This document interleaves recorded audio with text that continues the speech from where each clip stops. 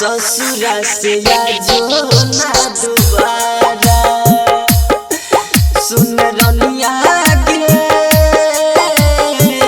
ससुरा से आजो ना दोबारा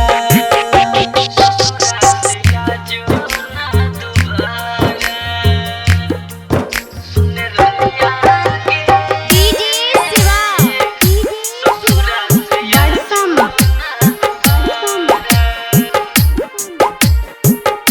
जनता रिकॉर्डिंग स्टूडियो पतरघट।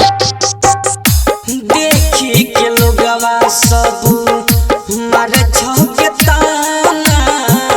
जी नहीं पैतौ मोरी जैत तोर दीवाना हाँ हाँ देखी के लोगवा सब मारे छके ताना जी नहीं पैतौ मोरी जैत तोर दीवाना केहू कहे पागल केहू कहे छैया बार तोहरे के छै गे अब सारा सुन रनिया गे ससुरा से आजो ना दोबारा सुन रनिया गे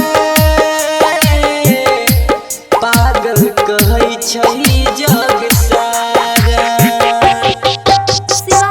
जनता रिकॉर्डिंग स्टूडियो पतरघट।